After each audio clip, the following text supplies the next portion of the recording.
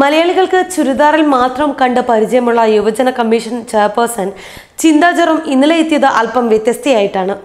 ജർമ്മനിയിൽ നടന്ന അന്താരാഷ്ട്ര ശില്പശാലയിൽ പങ്കെടുക്കവെയാണ് തികച്ചും ഫോമലായി വസ്ത്രം ധരിച്ച ചിന്ത ഏറെ ശ്രദ്ധിക്കപ്പെട്ടത്. കേരളം ദുരന്തത്തെ അതിജീവിച്ചതും അതിൽ യുവാക്കളുടെ പങ്കും അടിസ്ഥാനമാക്കിയുള്ള ചിന്തയുടെ പ്രബന്ധം സദസ്സിന്റെ കയ്യടിയും നേടി. ഐക്യരാഷ്ട്രസഭയുടെ പരിസ്ഥിതി സൗഹൃദ ദുരന്ത ലഘൂകരണ പദ്ധതികൾ കേരളത്തിലും നടപ്പിലാക്കാൻ ജർമ്മനിയിൽ നടന്ന ഐക്യരാഷ്ട്രസഭയുടെ സർവകലാശാലയുടെ അന്താരാഷ്ട്ര ശില്പശാലയിൽ തീരുമാനമായിട്ടുണ്ട്.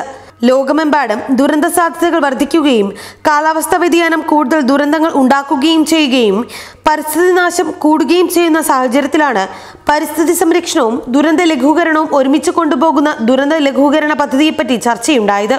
ഫിലിപ്പൈൻസ്, ടാൻസാനിയ തുടങ്ങി 10 രാജ്യങ്ങളോടൊപ്പം ഐക്യരാഷ്ട്ര പരിസ്ഥിതി സംഘടന നടപ്പിലാക്കുന്ന പദ്ധതിയിലേക്കാണ് കേരളത്തെയും ഉൾപ്പെടുത്തിയിരിക്കുന്നത്.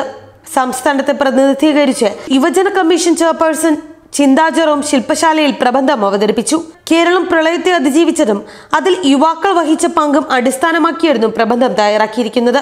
കേരളത്തിന്റെ പുനർനിർമ്മാണ പ്രവർത്തനങ്ങളിൽ യുവജനങ്ങൾ വഹിക്കുന്ന പങ്കും പ്രബന്ധത്തിൽ പരാമർശിക്കപ്പെട്ടിട്ടുണ്ട്. സെമിനാറിൽ പങ്കെടുത്ത മറ്റ് രാജ്യങ്ങളിൽ നിന്നുള്ള പ്രതിനിധികളും സംസ്ഥാനത്തിന്റെ പ്രളയ അതിജീവന പ്രവർത്തനത്തെ പ്രകീർത്തിച്ചു.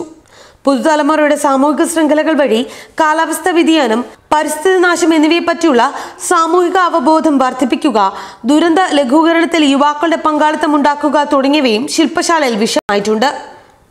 ശില്പശാലയിൽ ഹ്യൂമൻ നെറ്റ്വർക്കിംഗ് എന്ന വിഷയത്തെ ആസ്പദമാക്കിയും ചിന്താ ജെറോം സംസാരിച്ചു. 30ഓളം രാജ്യങ്ങളിൽ നിന്നുള്ള ശാസ്ത്രജ്ഞരും സാങ്കേതിക വിദഗ്ധരും നയരൂപീകരണ വിദഗ്ധരും പങ്കെടുത്തു.